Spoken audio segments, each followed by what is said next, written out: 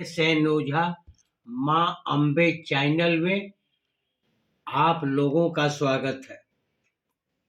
आज का कुछ सूत्र अथवा विषय, जैसे तीसरे स्थान का स्वामी,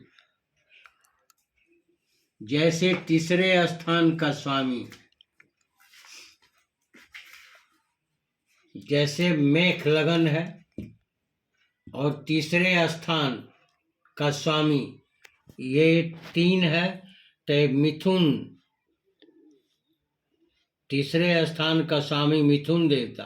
अगर यही मिथुन देवता का स्वामी बुधदेव तीसरे भाव या तीसरे राशि के होकर 8वें भाव में बैठे हो, उस जातक का कोई भाई नहीं हो सकता है।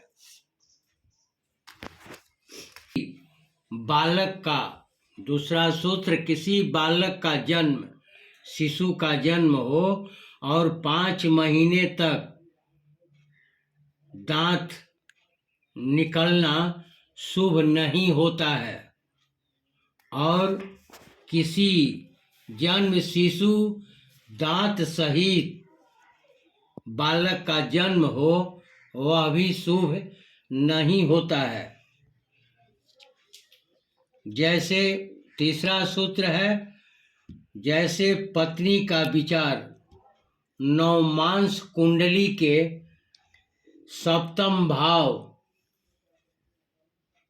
से किया जाता है, और पुत्र का विचार सप्तमांश कुंडली में लगन 5वें भाव को देखना चाहिए।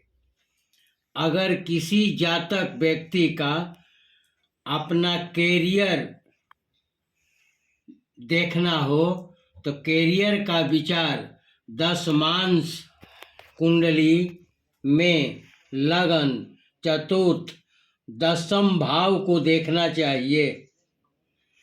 अगर भाई बहन का विचार करना हो, तो देश क्रान कुंडली का विचार करना चाहिए, और माता पिता का सुख का विचार चतुर्थांश कुंडली से विचार किया जाता है।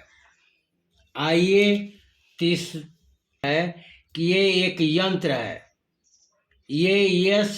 यह यंत्र को अपने घर में किसी रूम में, किसी कमरा में ये यंत्र बनाकर पश्चिम की दीवार या उत्तर के दीवार में अगर लटका दिया जाता है या टांग दिया जाता है, तो घर में सुख, समृद्धि और शांति का प्राप्त होता है, और दुख, दरिद्र, कलह का विनाश होता है।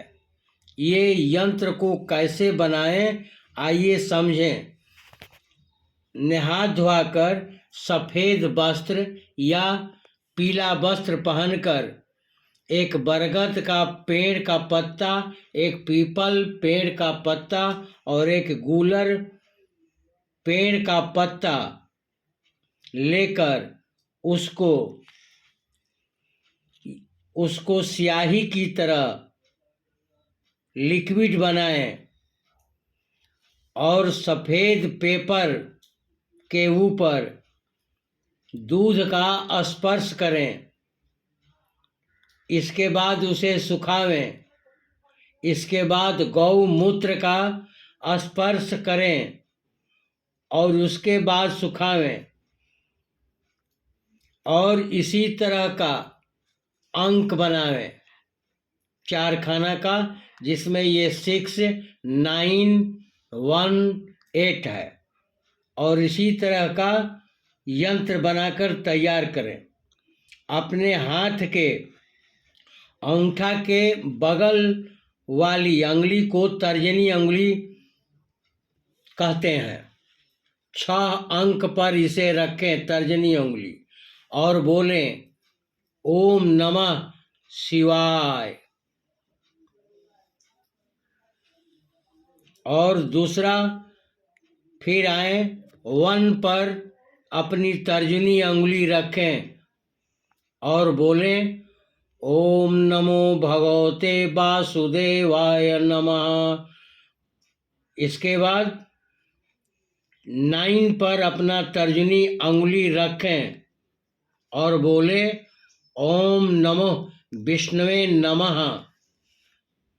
इसके बाद 8 वाले खंदा में इसी प्रकार तर्जनी अंगुली रखें और बोले नवनाथाय नमः।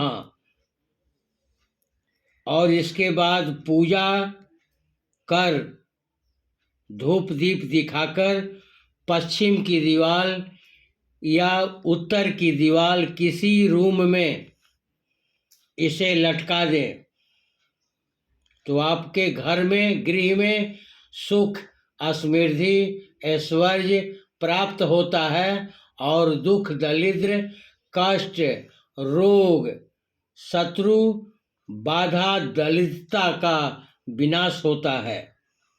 आगे आप लोगों को अच्छा लगे तो सब्सक्राइब शेयर लाइक करें। आगे माँ भवानी मंगल करे, महाकालेश्वर सुख शांति दे।